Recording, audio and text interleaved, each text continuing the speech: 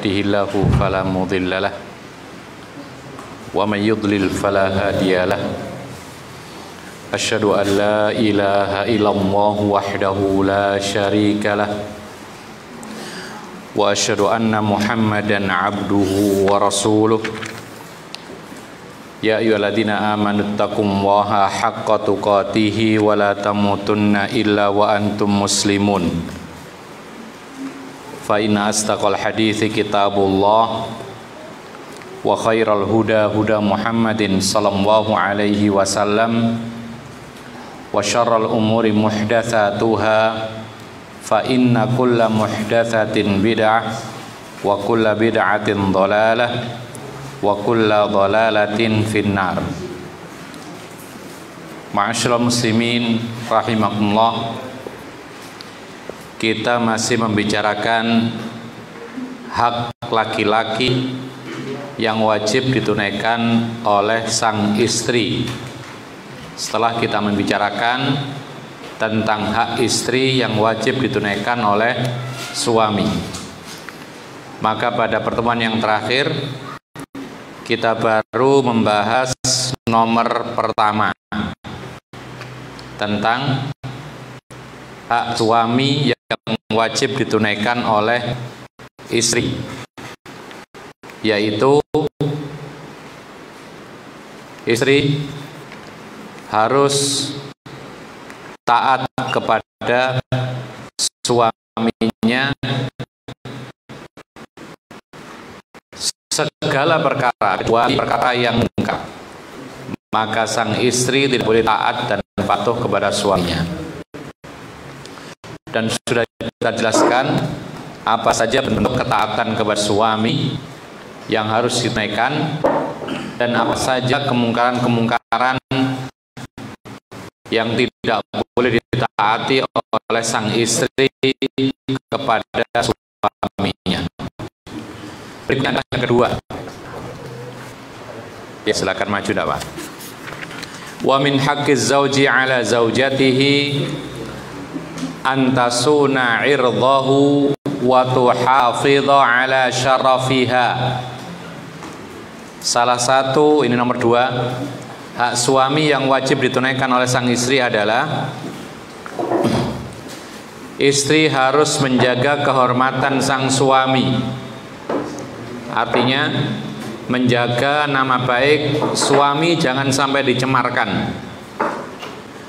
Istri juga harus menjaga kemuliaan dirinya. Jadi selain istri itu menjaga kehormatan sang suami, demikian pula istri menjaga kehormatan dirinya sendiri. Wa antar amalahu wa waladahu wa sa'ira syu'uni manzilihi. Dan sang istri harus menjaga atau memelihara harta sang suami, menjaga anak-anaknya dan semua urusan rumah tangganya. Sebagaimana kemarin kita sebutkan, suami itu bagaikan nakhoda kapal, sementara istri adalah apanya? Penumpang atau apa? Hah? Istri sebagai apa? Penumpang atau kernet? Hah?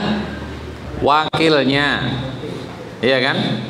Yang membantu suaminya untuk mengarahkan kapal supaya berlabuh dengan baik.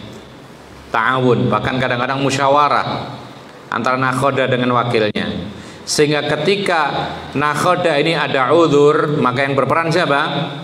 Wakilnya. Sebagaimana dalam pesawat ada pilot, ada bukan pramugari, kopilot. Ketika ada udzur pilotnya, maka kopilotnya yang menggantikan peran. Demikian pula dalam rumah tangga, pemimpin rumah tangga adalah suami, wakilnya adalah sang istri. Ketika suami nggak ada di rumah, maka rumah tangga dipegang oleh istri. Jangan ragu ya, jangan bilang mertua, jangan ya, jangan bilang pula siapa misalnya, bibi, jangan. Tapi istrilah yang berperan di dalam rumah tersebut. Liqaulihi ta'ala, dan semua urusan rumah tangganya dipegang oleh sang istri. ya, memutuskan perkara yang berkaitan dengan rumah tangga ketika tidak ada suami, kecuali kalau bisa dihubungi ya, telepon. Tapi kalau tidak ada telepon dan lain sebagainya, maka sang istrilah yang memutuskan segala sesuatu dalam rumah tangganya. Liqaulihi ta'ala, karena firman-Nya Allah Ta'ala, fas-salihatu qanitatun hafizatun lil ghaibi bima hafizallah. Maka istri yang salihah itu adalah qanitatun, yang taat. Taat apa? Pertama kepada Allah dan Rasulnya, kemudian kepada suami. Ini urutannya taat seorang wanita kalau sudah punya suami, ya. Tapi kalau belum punya suami, maka taat Allah dan Rasulnya, kemudian taat orang tua. Bagus.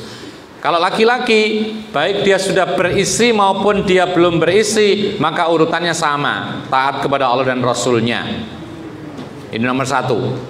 Kemudian yang kedua, taat kepada orang tuanya, meskipun dia sudah punya istri, meskipun dia sudah punya anak. Dan di sini terjadi banyak kelalaian. Sang suami ketika belum punya keluarga sendiri, belum punya istri, maka taatnya luar biasa kepada ibunya, orang tuanya. Apa-apa ibu, apa-apa ibu. Tapi ketika punya istri, punya anak, ibunya terlupakan. Maka ini termasuk dosa besar, mengabaikan orang tuanya. Kemudian wanita-wanita atau istri yang saleh adalah wanita yang taat kepada Allah dan Rasulnya, kemudian kepada suaminya. Wanita yang salihah itu adalah yang menjaga ketika suaminya tidak ada. Menjaga apa? Sesuatu yang dijaga oleh Allah Subhanahu wa ta'ala. Jadi apapun yang ada di rumah, yang terpelihara di rumah, yang disimpan di rumah, yang menjadi rahasia dalam rumah tangga, jangan sampai kemudian dibeberkan kepada orang lain. Ya, itulah fungsinya rumah. Rumah itu fungsinya nggak hanya berteduh dari angin atau hujan, panas, ya itu salah satu manfaat rumah. Tapi di antara manfaat rumah yang paling inti adalah menjaga rahasia dalam rumah tangga, menjaga aurat, jangan sampai dilihat orang lain. Sampai-sampai ada sebuah hadis, apabila ada orang ngintip rumahmu, lalu kemudian engkau lempar dengan sesuatu kena matanya sampai buta sekalipun, kata Nabi, maka kamu tidak ada dosa. Siapa kamu? Yang ngintip atau yang lempar? Yang lempar. Yang ngintip dosa, yang lempar meskipun sampai merusakkan matanya, buta sekalipun, maka tidak ada dosa dan tidak ada tanggung jawab apa-apa. Ini dalam Islam. Cuman masalahnya dalam negeri kita kadang agak berbeda ya.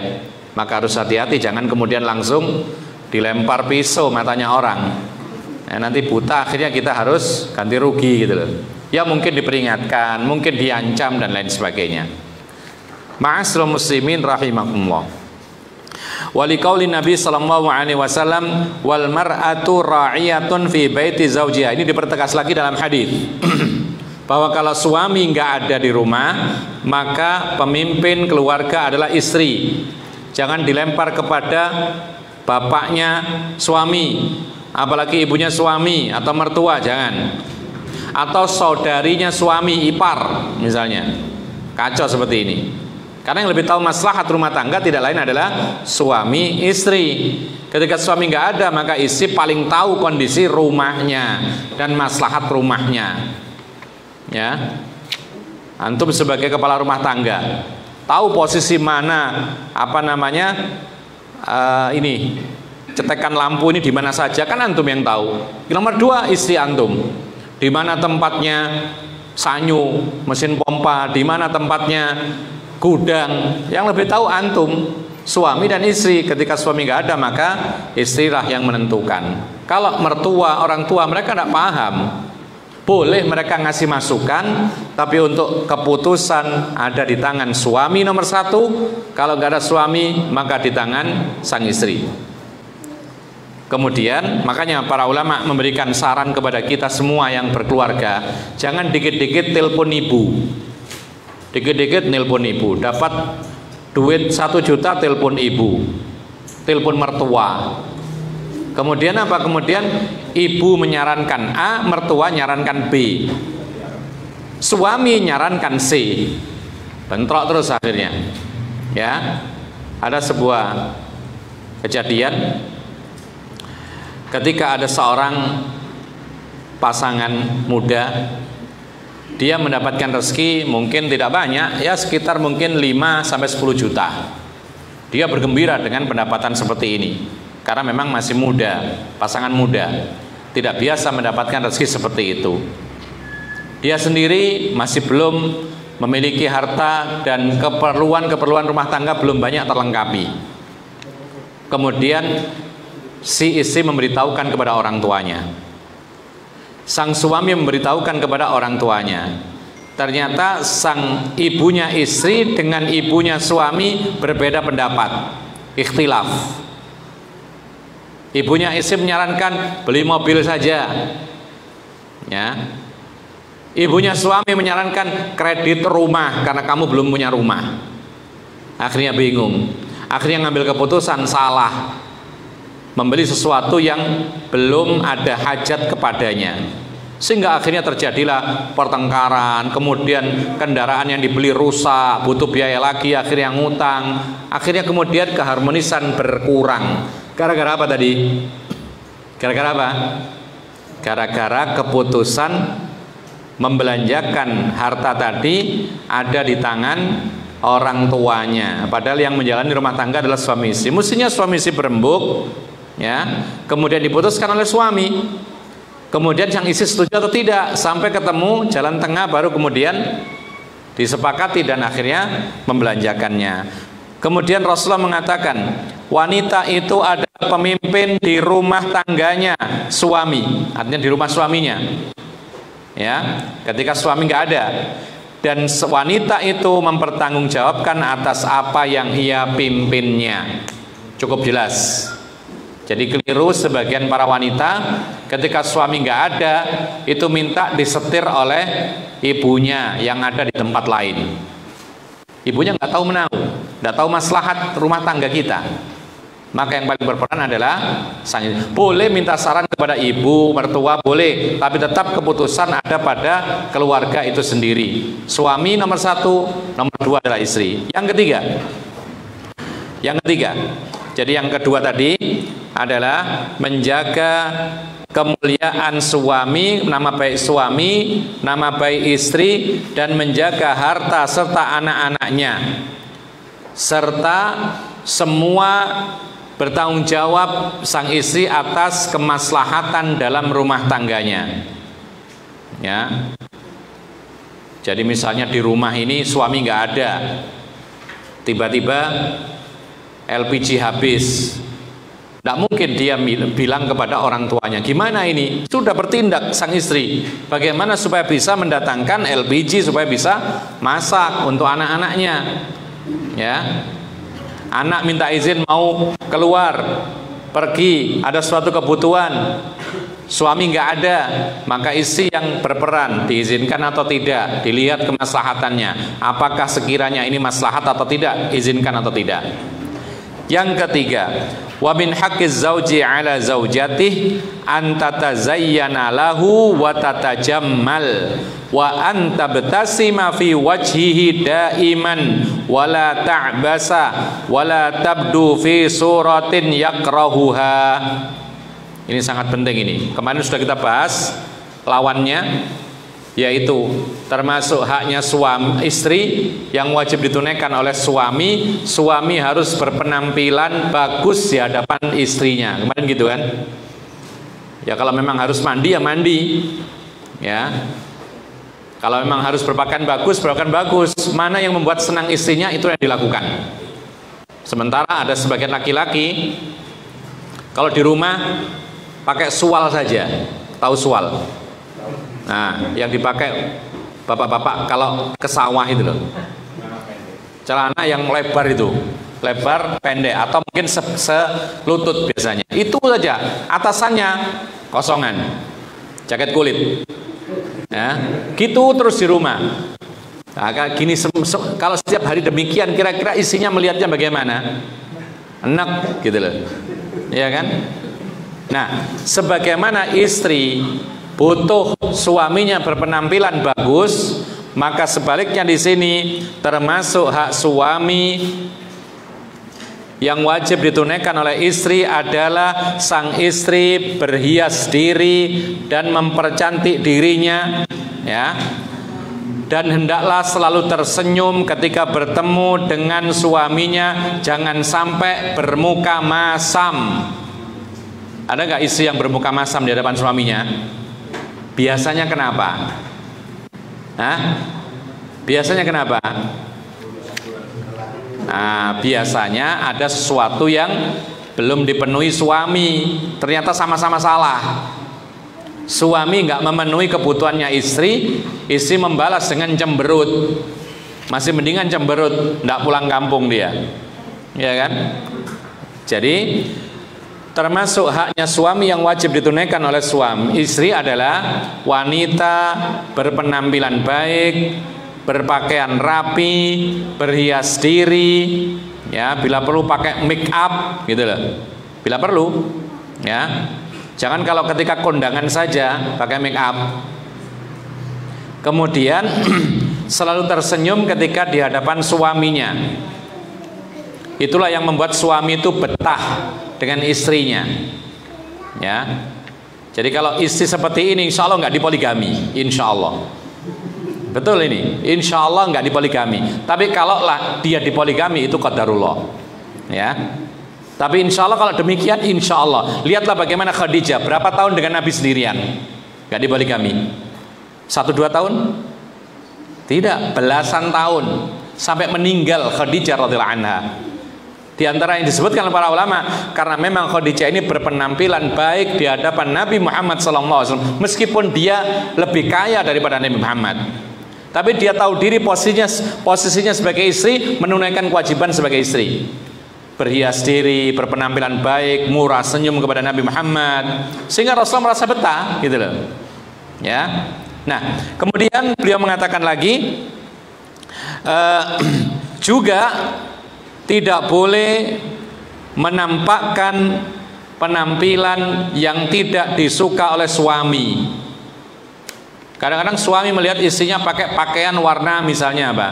Misalnya warnanya biru misalnya. Suami melihat kok nggak enak ngelihatnya ya. Ah, jangan dipakai. Sudah tinggalkan pakaian itu. Kalau suami mengatakan nggak enak saya melihat kamu, nggak pantas gitu ya. Sudah, seperti ini berarti tinggalkan. Terus gantinya mana? Ya minta ke suaminya. Mana gantinya mas? Belikan yang lain. Kamu minta warna apa? Begitu. Jadi timbal balik. Jangan hanya nuntut saja suami, tapi kasih haknya istri gitu loh. Ya, ada misalnya si istri pakai daster itu saja sudah sobek kusut lagi. Maka sang suami melihatnya kok nggak enak. Aduh kok nggak enak ya ngelihatnya kamu pakai ini. Sudah jangan dipakai. Ya, ganti yang lebih bagus, ya. Dan kalau bisa jangan daster terus. Memang daster itu enak, nyaman, praktis, ya kan? Masak tinggal masak, tidur tinggal tidur. Cuman masalahnya kadang-kadang ini nggak nyaman dilihat suaminya. Buktinya apa? Buktinya ketika ada tamu sama perempuan saja ganti baju, tidak mau menemui dengan daster. Nah, mestinya kepada suaminya berpenampilan lebih baik.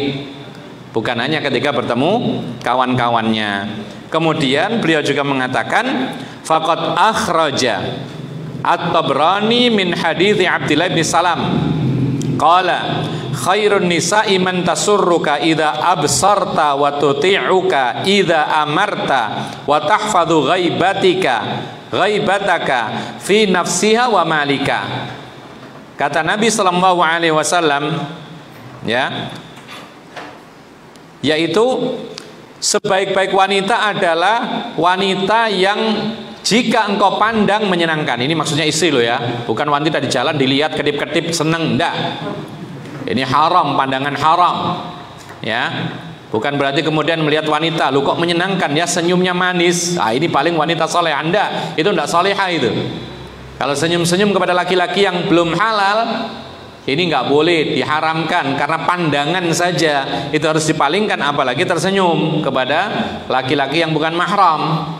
Tapi maksudnya adalah istri yang salihah, istri yang terbaik adalah istri yang dipandang suaminya menyenangkan. Kira-kira menyenangkan bagaimana? Ya semuanya, penampilannya menyenangkan, baunya menyenangkan, ya. Ketika dilihat wajahnya enak, tidak cemberut. Kemudian perhiasan yang diberikan oleh suami dipakai. Ada sebagian istri itu kalau diberi perhiasan oleh suaminya disimpan. Dibelikan kalung, masuk almari kunci. Dibelikan cincin, masuk almari dikunci. Dibelikan gelang, masuk almari dikunci. Ini bahayanya apa? Kalau nggak ketahuan sudah 85 gram emas, lalu nggak dizakati, itu jadi setrikanya nanti di hari kiamat ke punggung-punggung mereka. Makanya dipakai. Kalau memang perhiasan diberikan oleh suami, dipakai untuk berhias di hadapan suaminya. Jangan dipakai ketika kondangan saja. Karena ada sebagian ibu-ibu kalau mau pergi ke manten bingung nyari cincinnya, bingung nyari kalungnya. Bila perlu pakai kalung imitasi, ya. Cincinnya semua berderet 4 kanan kiri, tapi semuanya adalah imitasi. Ini tidak perlu seperti ini. Yang penting pertama kali bagaimana menyenangkan suaminya. Kemudian dan istri yang salihah yang paling baik adalah istri yang taat kepada engkau ketika disuruh. Disuruh apa? Disuruh apa? Semua hal kecuali perbuatan dosa. Disuruh apa? Bikinkan kopi, bikin kopi. Disuruh apa lagi? Suruh bikin kue, masak ini, masak itu, siap. Bagaimanapun permintaan sang suami selama itu halal, seorang istri harus siap. Tapi ingat, ini bicara tentang haknya suami. Nanti juga ada haknya istri. Apa diantaranya? Nafkah. Kan gitu dulu. Jadi percuma kalau suami minta, ayo kopi, ayo teh susu, ayo ini macam-macam. Gula nggak disediakan, kopinya nggak ada habis, maka ini nggak harus disediakan oleh sang istri karena tidak ada timbal balik. Jadi sang suami memberikan kebutuhan itu, kemudian sang istri berkhidmat, itu yang tepat. Kecuali perbuatan dosa. Kemarin kita sebutkan bahwasanya perkara-perkara yang melanggar syariat, istri tidak boleh taat apapun bentuknya. Termasuk kemarin menyambung rambut, ya, supaya lebih panjang, lebih bagus untuk berhias di hadapan suami, ya nggak boleh, karena ini dosa. Meratakan gigi untuk kecantikan tidak boleh, ya, kecuali kalau memang ini babnya adalah bab memperbaiki kerusakan, memperbaiki yang tidak normal, maka itu dibolehkan. Nah, seperti kemarin juga para ulama ada yang ditanya tentang memakai yang di gigi yang besi itu, kawat gigi, ya, behel. Itu para ulama memberi jawaban rincian. Kalau tujuannya untuk kecantikan maka haram. Tapi kalau tujuannya adalah memperbaiki kekurangan atau aib, maka ini boleh. Sama juga dengan operasi plastik. Itu jawabannya double. Kalau memang untuk mempercantik diri lebih cantik, maka ini haram, merubah ciptaan Allah. Tapi kalau untuk memperbaiki aib, maka ini boleh dan termasuk pengobatan. Contohnya aib apa? Mohon maaf ya, ada orang dilahirkan dalam keadaan bibirnya tidak sambung misalnya, dioperasi pakai operasi plastik. Atau misalnya hidungnya cacat, dioperasi plastik. Atau matanya ada cacatnya, dioperasi, diperbaiki. Ini semuanya boleh karena termasuk pengobatan. Tapi kalau sudah normal kemudian dimancungkan, terlalu mancung, dibesekkan misalnya, maka ini adalah merubah ciptaan Allah. Ini nggak boleh ditaati oleh sang istri, ya. Taib. Kemudian ikhwanna fiddin azakumullah, wa tahfadhu ghaibataka fi nafsiha wa malika. Ini sudah tadi. Di antara juga kata Rasulullah, wanita yang salihah itu adalah yang memelihara ketika engkau wahai laki-laki tidak di rumah, yaitu memelihara kehormatan dirinya dan hartamu. Jadi menjadi tanggung jawab istri harta di rumah. Harta apa saja, semua yang di rumah, ya. Rumahnya itu sendiri kan milik suami itu, kecuali kalau dihadiahkan kepada istri baru milik istri. Ya kan? Jadi rumah yang dibangun oleh suami itu milik siapa? Milik suami, kecuali kalau dihadiahkan kepada istri. Wahai istriku, aku hadiahkan rumah ini untukmu, jadi miliknya istri. Ya. Sudah itu hanya istri nanti. Ketika suami mati, rumah tetap milik istri. Tidak dibagi. Yang dibagi itu harta yang lain, karena sudah dihadiahkan. Tapi kalau tidak dihadiahkan, maka rumah tersebut miliknya suami. Ini dijaga oleh sang istri ketika suami nggak ada. Perabot rumah tangga miliknya sang suami, dijaga oleh sang istri ketika nggak ada suami. Perhiasan-perhiasan di rumah, meja, kursi dan lain sebagainya milik suami, maka suami nggak ada, ikut menjaga sang istri. Uang, dompet dan lain sebagainya di rumah, ikut menjaga sang istri. Kemudian beliau mengatakan, wal ajabu kullal ajab, yang sangat-sangat mengherankan sekarang ini, min ihmalil mar'ati li nafsiha fi baitiha bi hadrati zaujiha. Para wanita sekarang ini, terutama istri, itu mengabaikan dirinya sendiri di rumahnya ketika berada di hadapan sang suami, tidak perhatian kepada dirinya ketika suami ada di rumah. Artinya nggak perhatian kepada kebersihannya, nggak perhatian kepada kecantikannya, nggak perhatian kepada perawatan wajahnya, tubuhnya, rambutnya acak-acakan, ya. Ketika ada suaminya, wa ifratiha fil ihtimami bi nafsiha, dan dia ini melalaikan perhatian kepada dirinya, wa ibda'i zinatiha indal khuruji fi baitiha. Tapi ketika mau keluar rumah, luar biasa berhiasnya.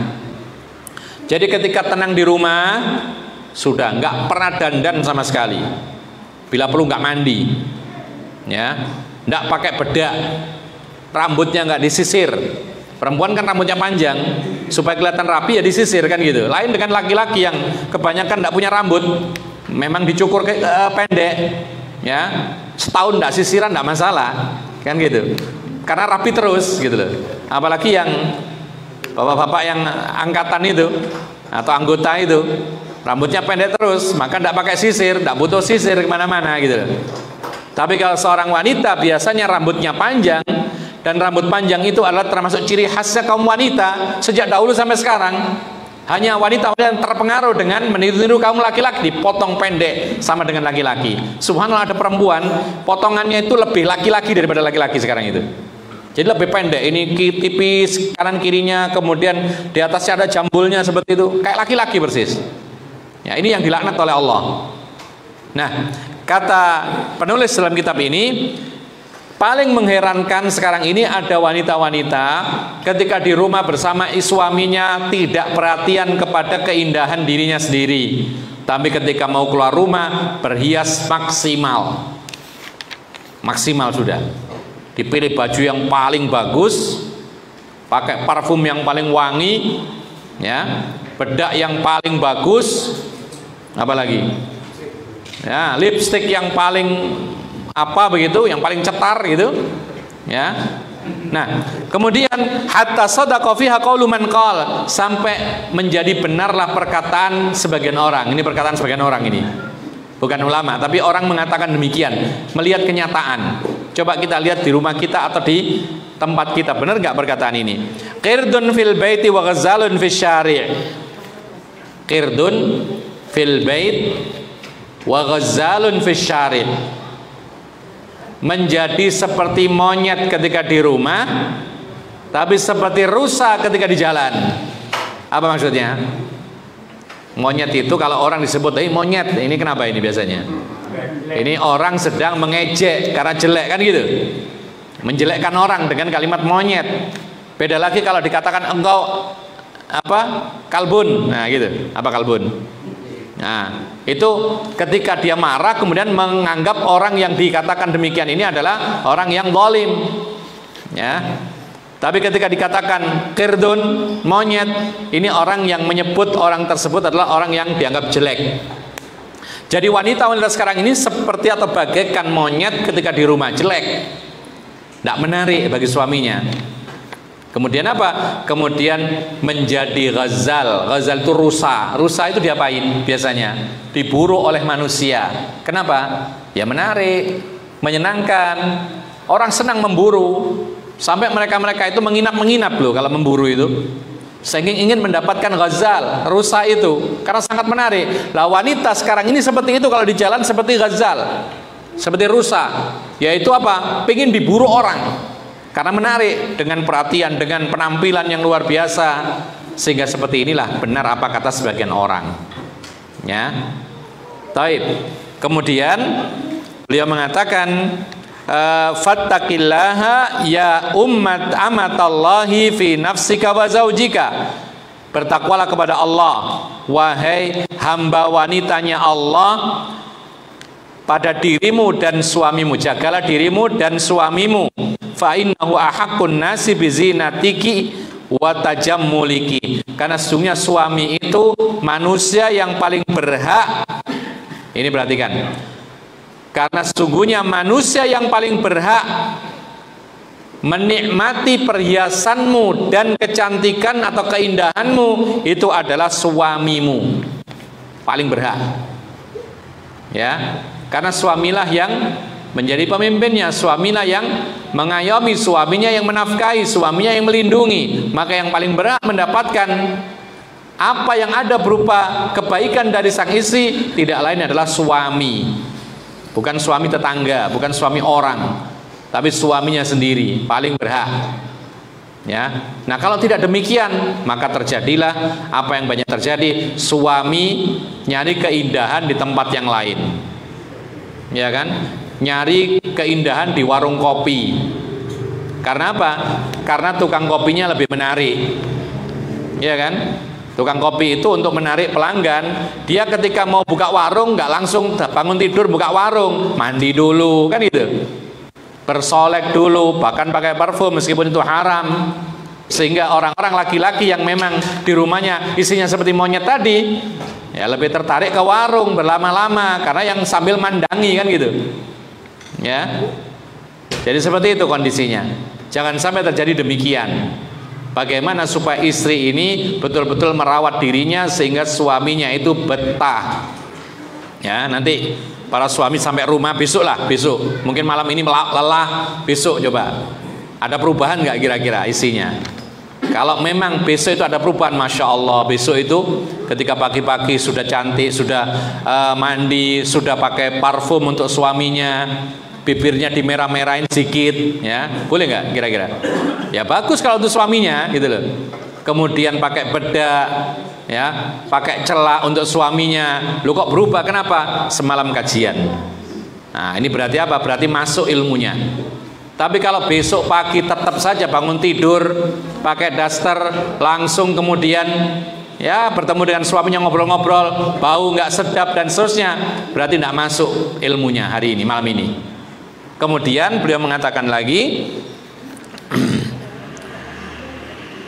wa iyyaki wa ibda'az zina liman la yajuzu lahu ru'yatuha fa inna hadza minas suhuril muharram. Waspadalah engkau wahai wanita, jangan sampai menampakkan perhiasanmu kepada orang yang tidak boleh melihatnya. Siapa orang yang tidak boleh melihat perhiasannya? Ya bukan mahram, yang bukan suami. Maka sungguhnya ini termasuk as-sufur. Sufur itu membuka diri yang diharamkan. Ya. Makanya sebagian para ulama mengatakan ini menunjukkan bahwasanya wanita itu harus menutup wajahnya di hadapan orang lain, karena perhiasan yang paling istimewa bagi wanita itu wajah. Ya kan? Makanya kalau menikah biasanya melihat wajah, kan gitu. Nggak puas kalau hanya melihat tangannya saja. Melihat wajah. Karena intinya yang dilihat adalah wajah. Dan wajah itu memang anggota badan yang paling dimuliakan, yang paling dirawat. Maka dari itu ma'asyiral muslimin rahimakumullah, inilah yang ketiga, yaitu hendaknya wanita-wanita berhias, mengutamakan perhiasan itu ditampakkan ke suami bukan orang lain. Ya. Yang keempat, wa min haqqiz zauji 'ala zaujatihi an talzama baitahu fala takhruja minhu walau ilal masjid illa biidnih liqauli ta'ala wa qarna fi buyutikunna. Nomor 4, Di antara hak suami yang wajib ditunaikan oleh istrinya, sang istri harus tinggal di rumah yang disediakan oleh suami. Tetap tinggal di rumah, jangan pergi-pergi, jangan ngilang-ngilang, tetap tinggal di rumah. Karena rumah ini yang disediakan suami ini kewajiban suami. Rumah ini haknya istri. Maka sekarang haknya suami adalah sang istri tinggal di rumah yang telah disediakan. Ya, memang tidak harus milik sendiri, ngontrak pun jadi. Tapi yang paling penting adalah tempat tinggal yang layak untuk sang istri. Kalau sudah disediakan, maka istri wajib tinggal di rumah tersebut. Jangan mengatakan ketika sudah disediakan tempat tinggal, saya nggak mau tinggal di situ, saya lebih baik sama orang tua saja. Ini nanti menyebabkan perselisihan, pertikaian, dan akhirnya perpisahan. Ada perpisahan sebabnya karena tidak sepakat dalam tinggalnya. Istri inginnya tinggal sama ibunya, suami nggak mau, maunya di rumah kontrakan. Akhirnya tengkar, sang istri milik ibunya, ya. Maka sang suami lepaskan akhirnya. Kadang-kadang ada lagi suami menghendaki istri tinggal sama ibunya. Maksudnya suami tinggal atau suami karena belum punya rumah, maka untuk sementara tinggal di rumah orang tuanya suami, ya. Maka sang istri harus taat dan patuh karena ini bukan maksiat. Apalagi kondisi sang suami belum mampu, masih menabung, atau masih membangun rumah, atau masih cari-cari kontrakan belum nemu. Untuk sementara, wahai istri, tinggal di rumah orang tua saya. Maka sang istri harus taat dan patuh. Kalau tidak taat dan patuh, misalnya sang istri mengatakan saya tidak mau kumpul sama mertua. Kalau begitu lebih baik saya tinggal sama ibu saya sendiri. Ya, padahal sang suami belum mampu. Suami inginnya istrinya dikumpulkan sama ibunya misalnya. Tapi ternyata istrinya tidak mau, lebih milih ibunya. Maka biasanya suami ini lebih milih ibunya daripada istrinya. Ya, ini camkan bagi baik-baik bagi perempuan. Kalau ada persisian antara istri dengan ibu, ya seorang laki-laki ya. Kalau ada pertikaian persisian antara ibunya suami dengan istrinya, pertikai, maka sang suami biasanya milih sang ibu. Kalau memang harus dipilih salah satu, ya. Kenapa demikian? Karena memang dalam Islam itu ibu nomor satu bagi seorang laki-laki meskipun punya istri. Lalu yang kedua, istri dalam Islam memang bisa dicerai. Sementara ibu tidak akan bisa dicerai selama-lamanya. Tidak bisa, orang membuang ibunya nggak bisa. Durhaka.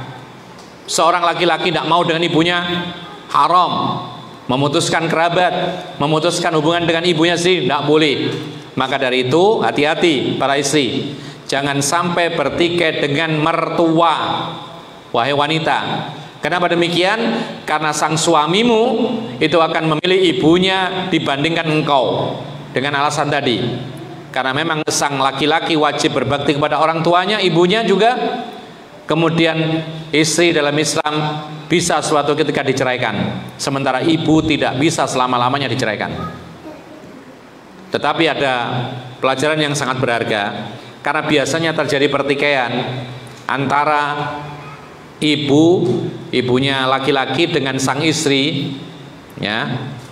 Kecuali kalau memang sama-sama sabar, itu langgeng, tidak ada masalah, meskipun tinggal bersama istri sama ibunya sang laki-laki.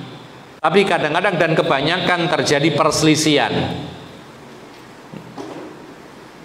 Dan kalau sudah perselisihan, akhirnya terjadi pertikaian. Dan ujung-ujungnya laki-laki harus milih. Laki-laki yang benar itu akan milih ibunya. Laki-laki yang tidak benar meninggalkan ibunya. Nah, untuk menghindari seperti ini, lebih baik istri jangan digabungkan dengan orang tua kita kalau bisa ya. Jadi kalau laki-laki punya istri, jangan sampai istri digabungkan dengan orang tua kita, karena akan terjadi perselisihan. persaingan, itu biasa seperti itu. Kecuali kalau memang sama-sama paham, sama-sama sabar, sama-sama memahami ini sementara, lain lagi ceritanya. Tapi kalau tidak bisa dihindari pertikaian, sama-sama keras kepala dan seterusnya, maka lebih baik tinggal di tempat lain meskipun harus kontrak. Kadang-kadang memang harus demikian. Untuk melatih apa? Melatih kedewasaan seorang suami istri. Harus tinggal di rumah kontrakan dan seterusnya. Ikhwan fillah azakumullah. Maka sang istri tidak boleh keluar rumah dari rumah yang sudah disiapkan oleh sang suami kecuali dia mendapatkan izin, meskipun harus pergi ke masjid. Meskipun harus pergi ke masjid, dia harus minta izin kepada sang suami. Jadi kalau minta izin atau ke masjid itu harus minta izin kepada suami, apalagi ke selain masjid, apalagi pergi ke tetangga, apalagi pergi ke pasar, apalagi pergi ke mall, harus diizinkan suami terlebih dahulu. Dan telah kita sebutkan dahulu bahwa mendapatkan izin suami itu dengan dua cara. Salah satunya cukup, bisa dengan lafzi, ungkapan, yaitu minta izin, mas, saya minta izin mau ke pasar, boleh nggak? Oh ya boleh. Ini satu. Atau dengan indikasi, lisanul hal, yaitu apa? Yaitu ada indikasi menunjukkan bahwa sang suami mengizinkan. Misalnya, ya, setiap hari Ahad pagi sudah biasa sang istri pergi ke pasar belanja. Kemudian sang suami diem dan tahu bahwa istrinya mau belanja ke pasar setiap pekan atau setiap hari Ahad pagi. Diamnya suami seperti ini pertanda dia mengizinkan. Atau misalnya, ya, suami melihat mau pergi sang istrinya, lalu ditanya mau kemana? Sebentar ke pasar. Lalu suaminya diam. Sudah izin nggak itu?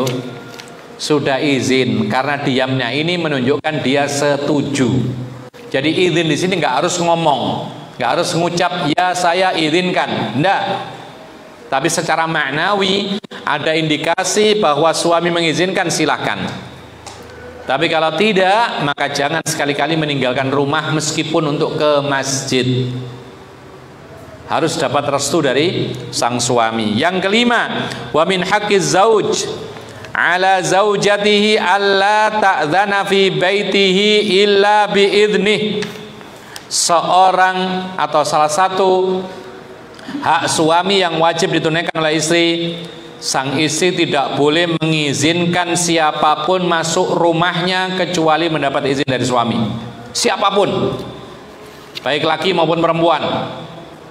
Kalau suami tidak mengizinkan, jangan sekali-kali dimasukkan, meskipun itu perempuan, meskipun itu mahram. Ya. Tapi kalau bapaknya gimana? Ya. Meskipun bapaknya, cuman masalahnya kenapa nggak diizinkan, kan gitu kalau bapaknya. Ya, mestinya mengizinkan kalau bapaknya gitu loh. Mahramnya mestinya mengizinkan. Tapi kalau sekiranya dikhawatirkan ada suatu hal atau dua hal yang akan merusak rumah tangganya, tidak usah diizinkan. Dan wanita harus taat dan patuh kalau memang ada kemaslahatan. Misalnya kadang-kadang datang yaitu siapa misalnya kawannya. Kawan apa? Bukan kawan sekolah, kawan akrab, cuman kawan akrab di medsos. Datang ke rumahnya, sudah kalau datang habis waktu ngobrol terus, ya, ngajak ini, ngajak nonton sinetron, ngajari ini, ngajari itu, ngajari aplikasi yang nggak benar itu. Sekarang kan katanya ada itu aplikasi untuk cari jodoh itu, kenal-kenalan itu ada itu ya, apa namanya? Ya, antum tidak tahu, alhamdulillah. Ya, jadi ada aplikasi untuk cari kenalan laki perempuan lawan jenis. Nah itu ngajari itu temennya ini. Lalu suaminya tahu, wah ini nggak bener ini. Meskipun ini wanita, ini kawannya, meskipun muslimah, tapi yang diajarkan nggak bener, dilarang. Wah istriku, kalau si fulana ini jangan sampai masuk rumah ini. demi menjaga kehormatanmu supaya kamu nggak rusak. Maka kalau seperti ini, jangan sekali-kali wahai wanita mengizinkan wanita tersebut masuk rumahnya. Taat dan patuh karena kebaikan. Liqaulihi sallallahu alaihi wasallam, hal ini dasari oleh sabda Rasulullah sallallahu alaihi wasallam, fahaqqukum alaihinna, maka hak kamu wahai laki-laki yang wajib ditunaikan oleh istri, alla yuti'na furushakum man takrahuna, yaitu si wanita tidak boleh memasukkan orang lain ke rumahmu, orang-orang yang engkau tidak sukai, ya, apalagi laki-laki, apalagi bukan mahram. Jangan sekali-kali memasukkan. Tapi bagaimana kalau Gojek datang kirim paket? Ya, gimana kira-kira? Boleh nggak dibukakan pintunya? Kalau dibuka pintu itu kira-kira aman, ya tidak masalah. Tapi kalau sekiranya tidak aman, maka beri tempat di luar itu, kotak misalnya, tandai tempat paket, beres. Ya. Kecuali kalau dibuka itu aman, COD misalnya, harus membayar, ya ini mau tidak mau harus dibuka pintunya, gitu loh. Atau ditemani dengan anaknya supaya lebih aman, silakan. Yang penting tidak berkholwat, tidak berduaan. Jadi di sini yang penting jangan dimasukkan. Antum misalnya yang kerjaan Gojek, jangan pengen masuk rumah orang, apalagi ketika tidak ada suami, itu jadi fitnah nantinya. Ya sudah di luar saja. Ngasihkan paketnya gitu loh, biar kelihatan orang bahwasanya kita tidak masuk, karena nanti bisa jadi fitnah, ada orang foto merekam kemudian masuk, kemudian dianggap berbuat yang tidak baik, akhirnya terjadi fitnah.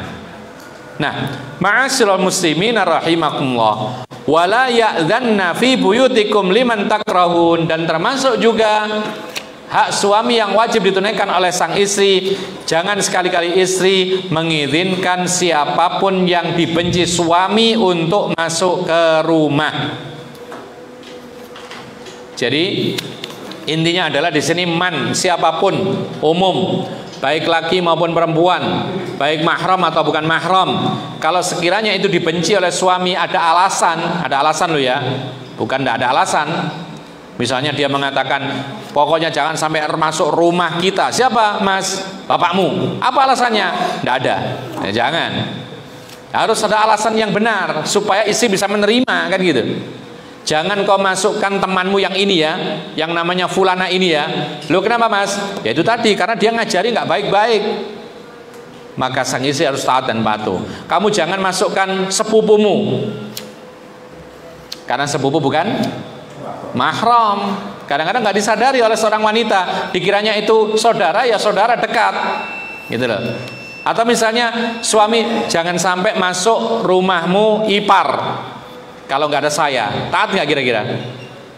Taat, karena ipar itu bukan mahram, bahaya. Bahkan Rasulullah SAW mengatakan alhamu al-maut, ipar itu seperti kematian. Apa artinya? Harus dihindari sebagaimana kita menghindari kematian. Harus kita takuti sebagaimana kita takut kematian. Makanya banyak terjadi kerusakan, perselingkuhan, perzinahan itu antara istri dengan iparnya sendiri, antara wanita dengan iparnya sendiri. Kenapa demikian? Karena ketika ipar masuk rumah, orang nggak mengingkari, ah itu saudara sendiri kok, oh itu adiknya suaminya kok, oh itu kakaknya suaminya kok. Ternyata apa? Ternyata berbuat buruk di dalam rumah karena suaminya nggak ada. Orang tahu semua kalau ini saudara, nggak ada pengingkaran gitu loh. Makanya kita harus waspada, hati-hati terhadap ipar sebagaimana kita berhati-hati dari kematian. Kita menjaga diri dari kematian. Kita sekarang sudah adzan dulu, setelah itu kemudian kita lanjutkan. Allahu a'lam. Kita lanjutkan nomor 6. Wa min haqqiz zauji 'ala zaujatihi an tahfadha malahu wa alla tunfiqa minhu illa biidnih. Di antara hak suami yang wajib ditunaikan oleh sang istri adalah sang istri wajib menjaga hartanya suami dan tidak membelanjakannya kecuali dengan izin suami, atau tidak berderma dengan harta suami kecuali dengan izin sang suami. Ya. Kenapa demikian? Liqaulihi sallallahu alaihi wasallam, karena hadis Nabi, wala tunfiqim ra'atun syai'an min baiti zaujiha illa baiti zaujiha. Kata Nabi, janganlah seorang wanita menginfakkan sesuatu pun dari rumah suaminya kecuali dengan izin suaminya. Jadi ada pengemis misalnya dikasih 100.000 misalnya, nggak boleh, ya, karena ini harta suaminya. Kecuali kalau sudah izin sebelumnya, lain lagi. Kemudian Rasulullah mengatakan jangan sampai wanita itu menginfakkan sesuatu pun di rumah suaminya kecuali dengan izin suaminya. Dan kita katakan tadi izin itu ada dua cara, baik itu lafzi dengan lafaz kalimat atau dengan indikasi. Jadi misalnya ada orang minta-minta, kemudian sang istri ngambil uang, ketahuan suaminya, ditanya oleh suaminya untuk apa? Ada orang fakir minta uang ini. Kemudian suami tersenyum, boleh nggak berarti? Boleh. Bahkan senyumnya ini menandakan dia setuju. Berarti sama dengan dia mengatakan silakan sedekahkan. Ya, jadi izin itu tidak harus kalam, tapi dengan indikasi, dengan hal, lisanul hal, maka ini cukup. Ya. Kemudian Rasul ditanya, qila walad ta'am, bagaimana dengan sedekah ta'am, makanan? Qala, maka perawi mengatakan dzalika afdhalu amwalina. Atau Rasulullah mengatakan justru itulah harta kami yang paling afdal. Maka jangan sembarang-sembarang sedekah kecuali dengan izin sang suami. Oleh karena itu ma'asyiral muslimin rahimakumullah. Bagaimana dengan hadis Rasulullah mengatakan tahadu tahabu, saling memberi hadiahlah kalian, niscaya kalian saling timbul rasa cinta atau suka. Dan termasuk kebiasaan orang dahulu, zaman Rasulullah, zaman para sahabat tabi'in, itu masing-masing keluarga atau wanita itu kirim hadiah makanan kepada keluarga sebelah, tetangga. Lalu tetangga ngirim balik, begitu terus saling memberi hadiah. Ini bagaimana ini? Para ulama mengatakan bahwasanya kecuali kalau itu ma'ruf, sesuatu yang sudah wajar terjadi dan suami tahu, maka silakan dilanjutkan, itu kebiasaan baik. Jadi misalnya kebiasaan di suatu kampung, kalau sang istri masak banyak bagi sedikit tetangga, meskipun tanpa izin suami, tapi ini ma'ruf, berarti suami tahu lalu tidak melarang, maka ini termasuk kebaikan yang berlaku di tempat itu. Teruskan, tidak ada masalah meskipun tidak minta izin suami, karena ini ma'ruf, perkara yang sudah diketahui bersama. Paling tidak suami juga tahu dan diamnya itu pertanda setuju. Ya, jadi tidak harus izin kalau memang demikian kebiasaannya. Atau paling tidak perlihatkan kepada suami lalu suami diam, berarti dia mengizinkan. Kemudian ada permasalahan, bagaimana kalau harta itu hartanya istri sendiri? Ya, bagaimana kalau yang disedekahkan itu adalah tabungan istri sendiri? Atau mungkin istri punya gaji sendiri, kadang-kadang ikut ngajar lalu dapat uang. Apakah ketika sedekah dengan uangnya istri sendiri harus minta izin? Kira-kira minta izin nggak? Terjadi perbedaan pendapat. Di dalam kitab ini dijelaskan harus minta izin. Perhatikan perkataan beliau, bal min haqqiz zauji ala zaujati alla tunfiqa min maliha in kana laha illa bi idzni zaujiha. Bahkan termasuk hak suami yang wajib ditunaikan istrinya, bahwa istri itu tidak boleh menginfakkan hartanya sendiri, hartanya sang istri, kalau dia punya harta, kecuali dengan izin suaminya. Ini pendapat yang pertama.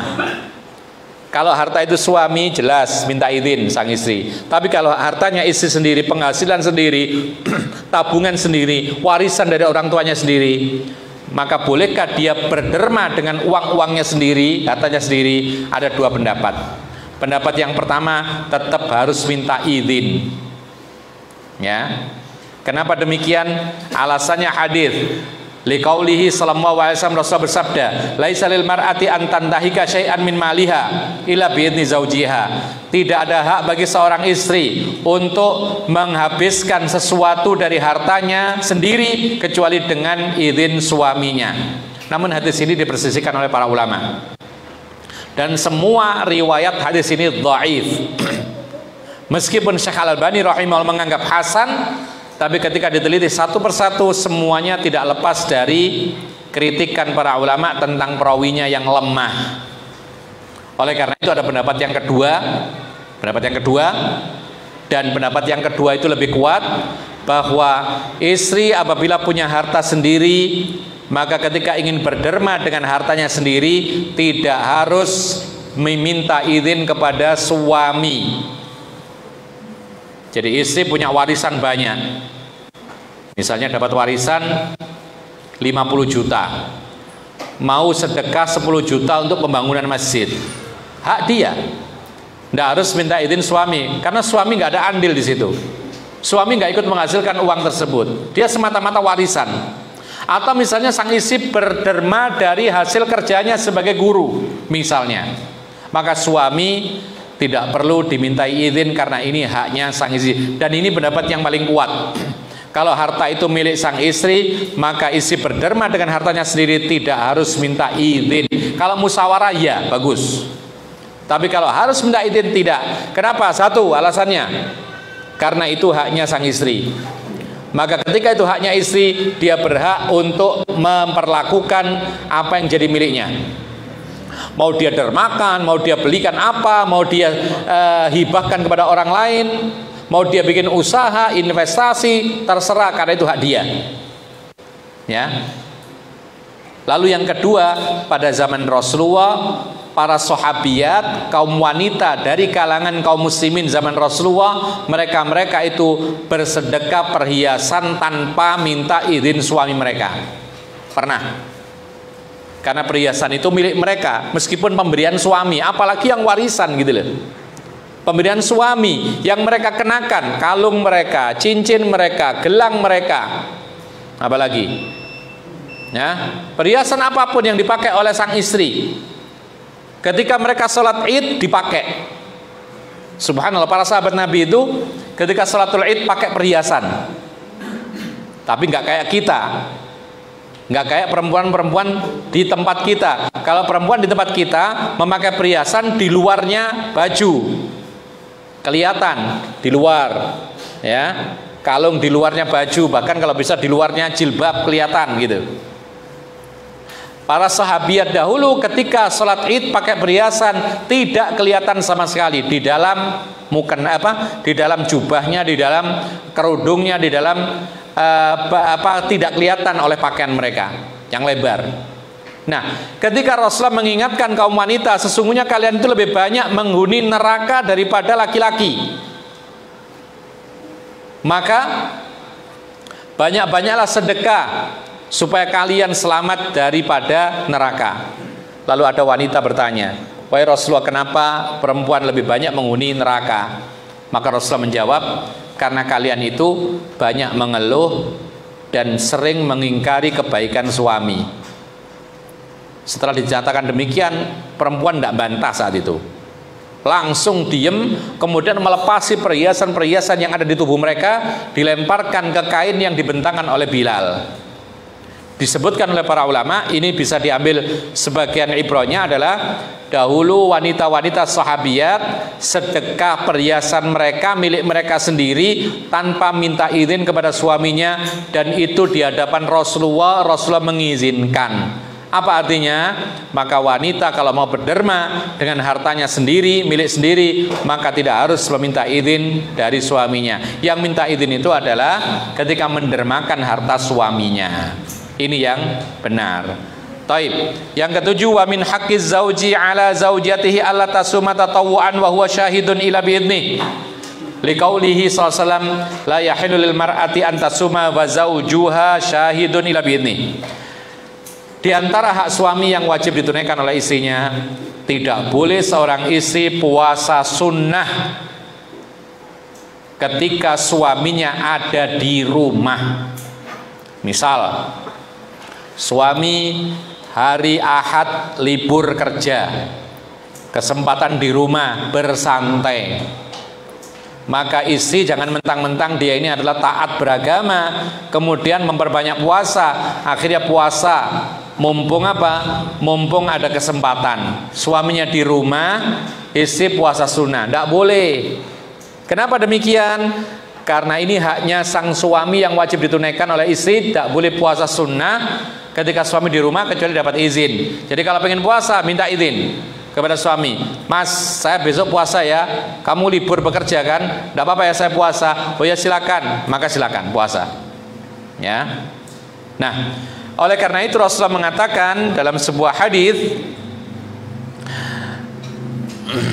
tidak halal bagi seorang wanita, berarti haram, untuk berpuasa sementara suaminya ada di rumahnya kecuali telah mendapatkan izin dari suami. Ingat ya, nggak boleh puasa sunnah. Berarti kalau puasa wajib tidak mengapa, bahkan wajib. Cuman masalahnya sekarang adalah boleh nggak puasa wajib, yaitu qadha Ramadan. Kalau puasa sunnah misalnya Senin Kemis, suami pas di rumah harus dapat izin. Nah sekarang boleh nggak puasa qadha Ramadan tanpa izin suami? Apa jawabnya? Hah? Boleh nggak mengqadha Ramadan? Sang istri punya utang sepekan karena haid, dia mengqadha hukumnya apa? Wajib. Bolehkah istri mengqadha Ramadan suami di rumah dan dia tidak minta izin? Boleh nggak? Hah? Dirinci bagaimana? Kalau sudah mendekati waktu puasa lagi, berarti wajib puasa. Boleh, tidak minta izin. Taib, begitu ya? Nah, betul. Seperti yang dikatakan juga demikian. Jadi dilihat kondisinya. Kalau memang tidak ada waktu kecuali waktu itu menjelang Ramadan dan waktu yang tersisa hanya cukup untuk puasa qadha, maka tidak perlu minta izin. Kenapa demikian? Karena sudah menjadi wajib saat itu, ini haknya Allah, didahulukan daripada hak suami. Tapi kalau masih jauh waktunya, maka mengqadha di awal waktu itu hukumnya tidak wajib. Perhatikan di sini. Berarti masuknya ini adalah tidak wajib, maka harus mendapat izin suami. Mas, ini bulan apa ini? Jumadal Ula. Saya mau mengqadha puasa Ramadan sepekan, boleh nggak kira-kira? Mengqadha padahal wajib. Tapi masalahnya sekarang menyegerakan, ini sunnah hukumnya. Berarti harus minta izin kepada suaminya. Tapi kalau sudah mepet menjelang Ramadan, tinggal 7 hari, utangnya 7 hari, mau tidak mau harus mengqadha, tidak harus pakai izin suami karena nggak ada waktu lain. Dan itulah yang dilakukan oleh Aisyah radhiyallahu anha. Beliau itu tidak sempat puasa qadha sampai menjelang hari Ramadan berikutnya, maka dia mau tidak mau berpuasa Ramadan. Ini haknya sang suami. Kemudian berikutnya, ma'asyiral muslimin rahimakumullah, yang ke-8. Wa min haqqiz zauji ala zaujatihi alla tamunna alaihi bima anfaqat min maliha fi baitiha wa ala iyaliha fa innal manna yubtilul ajra wat thawab. Qala ta'ala ya ayyuhalladzina amanu la tubtilu shadaqatikum bil manni wal adza. Di antara hak suami yang wajib ditunaikan oleh sang istri tidak boleh yamunnu atau tamunnu. Tamunnu itu adalah merasa berjasa atau menyebut-nyebut kebaikan atau jasa. Apa maksudnya? Apa yang telah diinfakkan sang istri dari harta istri di rumahnya. Misal, yang beli kulkas istri, uang dari mana? Diberi oleh bapaknya. Berarti kulkas itu punya siapa? Hah? Istri. Tapi diinfakkan untuk keluarga semua, untuk kepentingan bapak, ibu, anak. Ini namanya sang istri berderma untuk keluarga. Nah, ini tidak boleh diungkit-ungkit. Kulkas itu milik saya loh ya, awas gitu. Saya loh yang beli itu. Nah, jangan macam-macam. Nah gitu. Ya. Kemudian karena sesungguhnya menyebut-nyebut jasa itu membatalkan pahala dan ganjarannya. Allah berfirman, wahai orang-orang yang beriman, jangan sekali-kali menyebut-nyebut jasa kalian dengan sedekah kalian, dan juga jangan sampai menyakiti. Karena menyebut-nyebut kebaikan kepada orang yang telah dibantu itu adalah menyakiti juga. Ngasih tapi nyakitin. Jadi setiap kali, kira-kira gimana perasaan suami ya? Ketika dikit-dikit di rumah, Mas, ini kulkas saya loh yang beli ya dulu ya. Ya. Kemudian lewat lagi, meja kursi ini loh mahal, yang beli ini saya dulu, dikasih bapak uang. Gitu. Kemudian ketika mau tidur, enak ya kasur ini ya, saya yang beli. Ya. Kemudian naik motor, Mas, hati-hati Mas, nanti lecet. Ini kan yang beli saya, gitu. Ya, macam-macam begitu. Kira-kira perasaan suami gimana? Nggak ada harganya. Ya, nggak ada harganya suami saat itu. Merasa rendah, merasa hina. Ya, akhirnya minder. Nggak boleh seperti ini. Jadi sang istri walaupun dia kaya raya, walaupun dia itu berderma untuk suaminya, untuk keluarganya, tetap posisi dia sebagai istri. Tetap apa yang dikatakan oleh Allah, ar-rijalu qawwamuna 'ala an-nisa. Laki-laki itu memimpin kaum wanita. Jadi tidak boleh menyebut-nyebut jasa kebaikan yang telah didermakan oleh istri dari harta istri kepada keluarganya. Kenapa demikian? Karena itu akan membatalkan atau menghanguskan pahala yang diniatkan dari awal. Allahu a'lam, ini yang bisa kita sampaikan.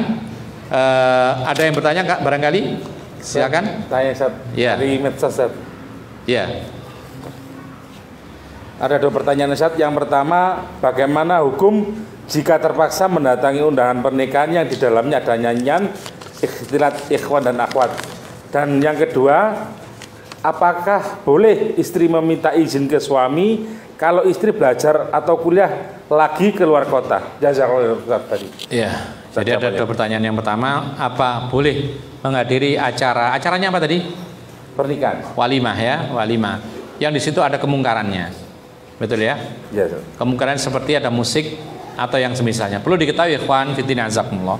Musik ini memang haram. Rasulullah mengatakan, la yakunanna min ummati aqwamun yastahilluna al-hira wal harira wal khamra wal ma'azif. Kata Nabi, nanti menjelang hari kiamat akan ada banyak kaum dari umatku ini, orang Islam sendiri, yang akan menghalalkan yaitu sutra, zina, khamr, dan berbagai macam alat musik. Dari sini para ulama, hadis riwayat Bukhari, para ulama mengambil faedah bahwasanya alat-alat musik hukumnya haram kecuali yaitu rebana di saat pernikahan saja atau ketika hari raya. Itu pun yang menyanyikan adalah anak-anak kecil, perempuan terutama. Selain itu adalah haram. Ya. Maka dari itu para ulama mengisyaratkan bahwasanya ketika ada kemungkaran-kemungkaran yang menjalar mengenai kita, maka kita tidak wajib lagi mendatangi. Tidak wajib. Nah sekarang masalahnya boleh nggak mendatanginya? Permasalahan musik ini telah menjadi istilah mata'ummu bihi al-balwa. Menjadi suatu masalah yang merata tidak bisa dihindari. Betul nggak? Antum bisa nggak menghindari musik dalam hidup? Nggak bisa. Antum di bis ada musik, di pasar belanja terdengar musik, masuk mall terdengar musik, masuk minimarket ada musik, di jalan becak-becak itu loh pakai musik. Ya, enggak, betul enggak? Nah, kalau kita tidak hadir undangan walimah gara-gara ada musik, ya, maka berarti apa? Berarti kita konsekuensinya kita nggak ke pasar. Dengan alasan sama. Konsekuensinya kita tidak ke mall dengan alasan yang sama. Konsekuensinya kita tidak ke warung karena kadang-kadang warung itu juga di style musik dan seterusnya. Maka ketika ini menjadi mata'umu bihil balwa, sesuatu yang tidak bisa dihindari, maka mudah-mudahan dimaafkan. Tapi kalau bisa diminimalisir, diminimalkan kalau bisa. Kalau tidak bisa ya sudah. Menghadiri acara yang syar'i kemudian kita tidak menganggap masalah-masalah yang mungkar. Maka mudah-mudahan ini dimaafkan karena ini sudah merata dan tidak bisa dihindari sama sekali. Lain halnya kalau di situ ada apa namanya joget-joget misalnya, wanita membuka aurat, ya kita hindari, tidak hadir, tidak ada masalah. Karena kalau kita lihat, kita datang mesti melihat gitu loh, lewat lihat, ya nggak usah hadir. Ada alasan karena ada wanita yang joget di panggung, saya tidak hadir, mohon maaf. Ini sebagai bentuk pengingkaran. Tapi kalau musik yang sifatnya itu seperti yang kebanyakan ada ini, maka ini ma ta'umu bihil balwa, mudah-mudahan ada keringanan dalam hal kehadiran kita. Atau misalnya kalau kita hadir, musiknya menjadi mending, biasanya dinyanyikan hal-hal yang jorok-jorok, kalau kita yang hadir maka dibuat musik itu agak landai, diberikan musik itu yang agak apa misalnya nuansanya bukan hal-hal yang jorok dan semisal, ini kan mendingan gitu loh. Maka berarti silakan menghadirinya ya, dan jangan tertarik dengan alat-alat musiknya. Yang kedua tadi apa?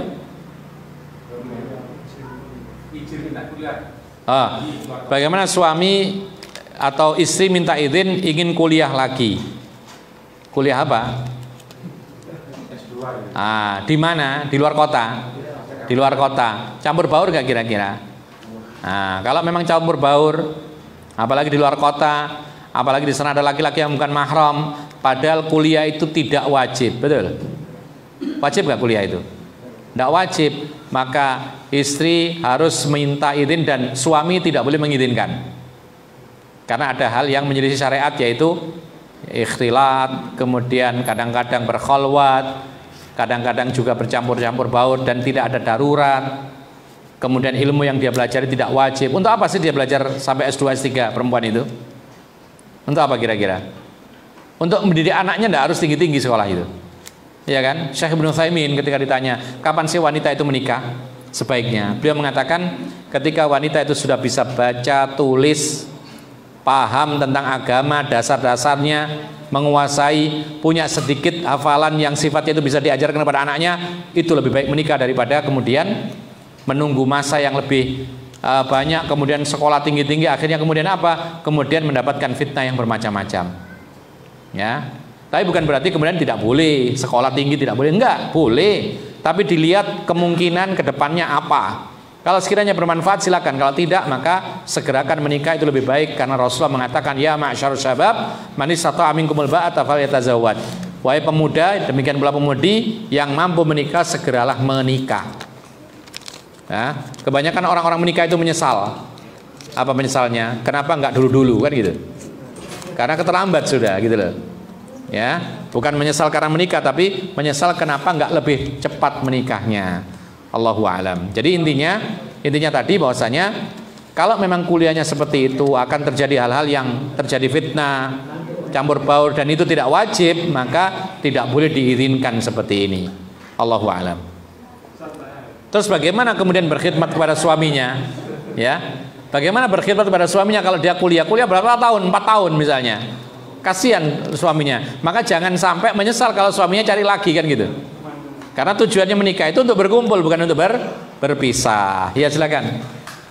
Seorang istri tiap hari ngantar anak sekolah. Ya. Sedangkan suami pagi-pagi sudah pergi kerja. Gimana cara izinnya?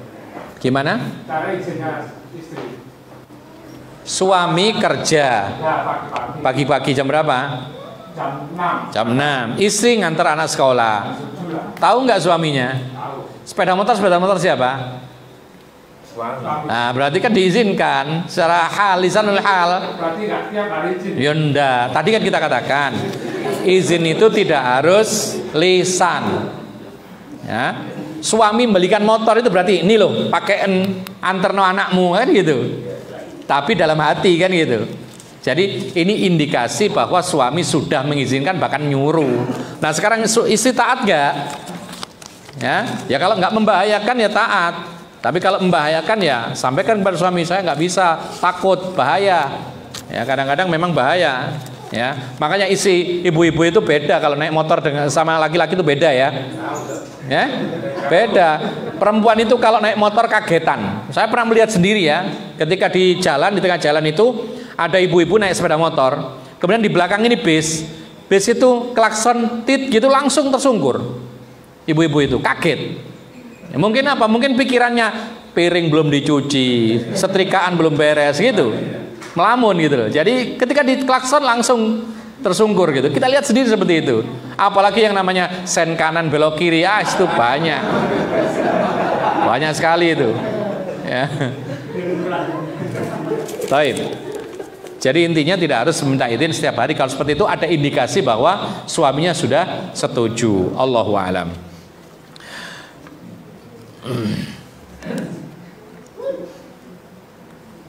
bolehkah saya sholat dengan menggendong anak? Namun ketika sujud anak duduk dan membungkuk karena anak belum bisa duduk dan rewel jika diletakkan di lantai. Dan apakah diberi udzur ketika anak lapar makan sambil berdiri karena anak-anak rewel jika anak gendong sambil duduk? Jazakumullahu khairan. Amin wa iyyakum. Jadi masalah sholat sambil menggendong anak boleh, tapi bukan sunnah loh ya. Beda. Kalau boleh berarti sesekali boleh dilakukan rukhsah. Kalau sunnah itu dianjurkan. Kalau bisa gendong anak, nah ini nggak benar. Ya. Jadi boleh kalau sujud anak diletakkan, kalau berdiri anak diangkat supaya nggak nangis. Tapi kalau diletakkan nggak nangis ya nggak usah digendong, gitu loh. Jadi ilahnya alasannya digendong ini supaya nggak nangis, akhirnya ganggu gitu loh. Nah sekarang masalahnya boleh nggak saya sambil membungkuk karena anak-anak belum bisa duduk dan rewel jika diletakkan di lantai? Ya boleh. Yang penting terpenuhi syaratnya sujud. Memenuhi syarat yaitu tertempelnya kening dengan hidung, dua telapak tangan dan ujung-ujung jari menempel di bumi, maka itu sudah sah. Dan apakah diberi udzur karena anak lapar makan sambil berdiri? Boleh. Jadi hukum asalnya makan minum berdiri itu makruh, bukan haram. Dan ada sebuah kaidah al makruhu yazulu indal hajah. Sesuatu yang makruh itu akan hilang kemakruhannya ketika ada hajat kebutuhan. Tapi jangan dijadikan setiap hari makan sambil berdiri. Ketika ada hajat saja. Ketika gendong tidak mungkin duduk. Lalu kok lapar sekali ya silakan makan sambil berdiri. Ini rukhsah. Rasulullah makan sama minum sama ya. Disamakan oleh para ulama. Rasulullah pernah minum air zam-zam sambil berdiri.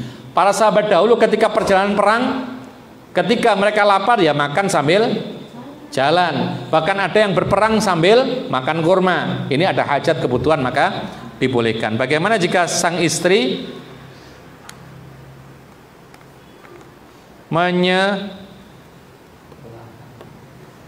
menyalurkan kegiatan yang sudah dilakukan,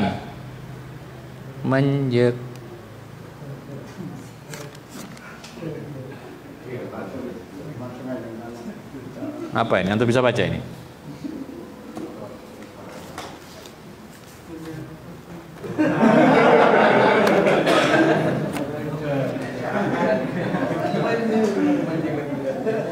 Apa?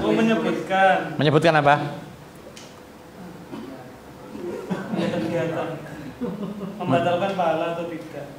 Oh gitu. Menyebutkan kegiatan. Menyebutkan apa? Kegiatan. Kegiatan apa? Nggak jelas. Enggak harus ya. Artinya nggak harus membatalkan pahala. Yang membatalkan pahala itu adalah menyebutkan jasa, menyebut-nyebut, kemudian membanggakan dirinya. Ini yang membatalkan pahala. Tapi kalau menyebutkan kegiatan kepada suami, Mas, saya tadi nyetrika Mas capek gini-gini ya, boleh-boleh saja.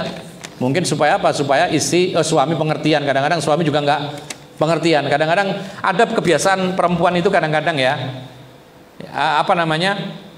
istri itu kadang-kadang kepada suaminya itu nggak tahu kondisi. Suami ketika sibuk, suami ketika mikir pekerjaan, kemudian apa? Kemudian sang istri ini nggak mau bicara terus terang, maunya apa? Maunya sindir-sindiran.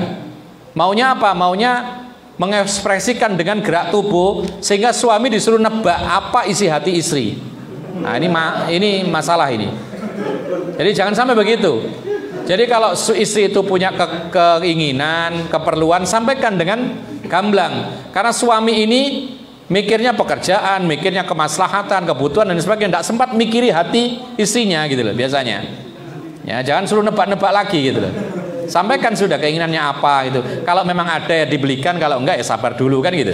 Allahu a'lam. Bagaimana hukum steril dikarenakan kelahiran 3 anak sebelumnya operasi sesar dan untuk kehamilan berikutnya sangat beresiko untuk kehamilan dan kelahiran berikutnya. Tidak usah steril ya. Jadi cara yang lain selain steril kalau ada. Karena kalau misalnya seandainya ternyata ini salah diagnosanya, nggak berbahaya. Karena buktinya saya tahu sendiri ada saudara kami yang melahirkan sesar semua sampai 4. Bahkan ada teman sampai 5 sesar semua, tidak ada masalah. Jadi intinya adalah sesar itu tergantung kepada proses ketika pembedahan dan pengembaliannya. Kalau bagus biasanya bisa berulang sampai 5 kali. Jadi kalau seperti ini maka jangan disteril kalau bisa. Karena kita tidak tahu takdir. Mungkin saja ketika anak sudah mulai besar, kok pengen anak lagi, ya kan? Banyak seperti itu. Ah, sudah steril, nggak bisa lagi, akhirnya nyesel. Ya kan? Jadi kalau bisa jangan steril, karena kita tidak tahu kondisi nanti ke depan. Mungkin saja nanti ternyata pingin hamil lagi, pingin punya anak lagi. Karena baru tiga itu ya aqallul jam'i, yaitu jamak atau banyak tapi sedikit tergolong. Banyak tapi masih tergolong sedikit gitu loh. 3 itu. Jadi mungkin nanti pingin lagi anak, sehingga apa? Sehingga pingin hamil lagi, akhirnya nggak bisa. Ya. Jadi kalau bisa tidak steril, karena apa? Karena kita tidak tahu takdir berikutnya. Allahu a'lam. Ini yang bisa kita sampaikan, mudah-mudahan bermanfaat. Ya. Terakhir. Kalau subuh itu kan bisa dibanding dengan tahiyatul masjid. Ya, kalau di masjid. Ya. Ya. Kalau datang kita sebelum azan gimana? Sebelum adzan, Ya. tapi sudah masuk waktu. Belum masuk waktu, ya nggak ada sholat tahiyatul masjid, nggak ada sholat qobliyah subuh. Kita sholat Tahiyatul masjid, kemudian adzan, kemudian sholat tahiyatul masjid, sholat qobliyah subuh. Allahu a'lam. Ya. Kalau Assalamualaikum warahmatullahi wabarakatuh. Waalaikumsalam warahmatullahi wabarakatuh. Kalau suami mengucapkan talak Ya. sebanyak 3 kali, bahkan lebih dari 3 kali di kesempatan yang berbeda, Ya. terus dia menggugat cerai oleh istrinya. Digugat cerai, apa sudah mengucapkan cerai si lakinya? Sudah mengucapkan talak 3 kali. Ya, berarti cerainya dari sang suami terus? Kemudian dia menggugat ke pengadilan agama. Ya. Kemudian merasa bahwa status pernikahannya sudah Bubar. sah, Ya. karena dia suaminya sudah mengucapkan talak. Ya, ya. Ya. Ya, betul. Lebih dari 3 kali. Istri juga mengajukan ke pengadilan agama dan Apa keputusannya dari bidang peradilan? pengadilan agama cerai talak 1. Talak 1, taib. Jadi bisa rujuk lagi. Jadi kalau seperti ini berarti apa? Sesuai dengan keputusan pengadilan agama, jatuh talak 1. Berarti talak 3 dianggap 1, dan itu di masa Nabi Muhammad, di masa Abu Bakar, dan 2 tahun di masa kepemimpinan Umar bin Khattab. Talak 3 diputusi 1. Ya.